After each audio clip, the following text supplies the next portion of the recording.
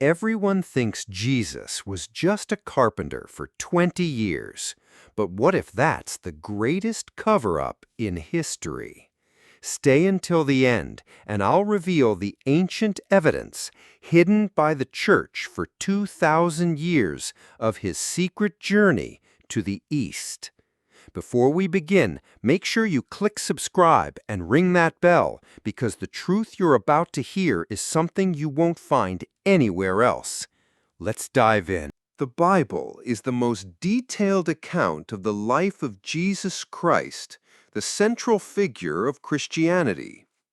We know of his miraculous birth, his sermon at the age of 12 that astonished the elders in the temple, and then silence. A narrative black hole that spans nearly 20 years, from his 12th year until his reappearance at the Jordan River around the age of 30. 20 years, enough time for a boy to become a man, to learn, to travel, and to form the very foundations of the teachings that would change the world. Yet the canonical scriptures are deafeningly silent. Have you ever asked, why? Was this an unintentional historical oversight or a meticulously planned censorship? Theologians and religious leaders often provide the safe answer. He remained in Nazareth, working as a carpenter, tekton, living an ordinary life under the care of his parents. It is a comfortable, simple answer that doesn't disturb the faith. But this answer feels hollow. How could an individual who, at 12, already displayed extraordinary theological intellect suddenly go dormant for 20 years just to carve wood? The truth that has been suppressed is far more shocking. This silence is not a void. It is a space that was deliberately emptied. It was a period that, if revealed, would shatter the very pillars of belief constructed over 2 millennia. History knows that these are the most formative years in a thinker's life. So where did Jesus go? Who were his teachers? What knowledge did he absorb that was so radical, so world-altering, that the later compilers of the Bible felt it necessary to erase it from the official record? The answer lies not in the Judean desert, but thousands of miles away, in a place you would never expect. In the late 19th century, a Russian journalist named Nicholas Notovich claimed to have discovered a truth buried in a remote Himalayan monastery. He found ancient manuscripts telling the story of a holy teacher named Issa, a name strikingly similar to Issa, the name for Jesus in many Eastern languages.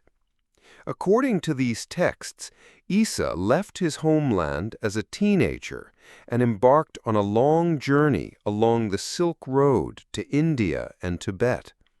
This was no ordinary trip. It was a profound spiritual quest.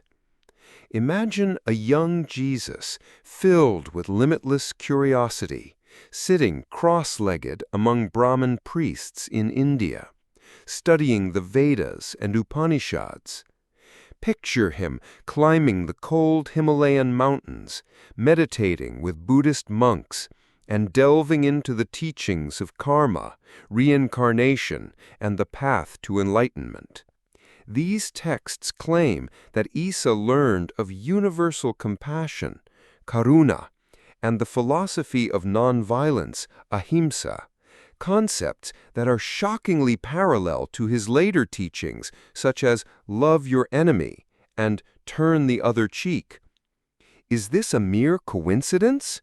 Or were his famous sermons in Galilee the product of a brilliant synthesis between his Jewish heritage and the deep wisdom of the East?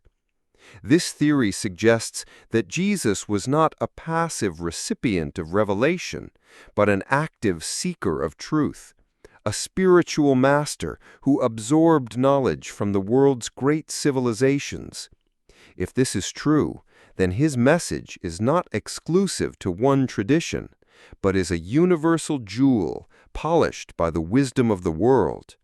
And this is the truth that religious institutions fear most, that their Savior may have learned from the very pagans they have long disdained. If Jesus' journey to the East is true, the question becomes even bigger. Why was this story erased? The answer lies in the power politics of the early church. In the first centuries after Christ's death, the Church Fathers fought to establish a unique and absolute identity for Christianity. To do so, they needed to present Jesus as a completely original figure whose teachings came purely from divine revelation without contamination from other philosophies or religions. To admit that Jesus learned from Hindu gurus or Buddhist masters would have undermined the narrative of his unique divinity. It would have placed Christianity as one of many paths to truth, not the one and only path. This was an existential threat to a religion that sought to dominate the world. And so, to preserve the purity and supremacy of their doctrine, the lost years had to be eliminated, censored, and replaced with the safe narrative of a carpenter in Nazareth. The story of Saint Issa was deemed a dangerous heresy and was ruthlessly suppressed. The shocking truth is not just about where Jesus went, but what it means for us today. It forces us to ask, is our faith based on the whole story, or on a version edited by those with a power agenda? Does this diminish Jesus' divinity, or does it enrich his humanity, revealing him as a great bridge between the wisdom of the West and the East? Perhaps the real truth doesn't shatter faith, but liberates it from the shackles of dogmatism. The mystery of the 20 lost years is not about a weakness in Jesus, but about the fear within the institutions that claim to represent him. This is the kind of truth they don't want you to know. Don't let them silence it.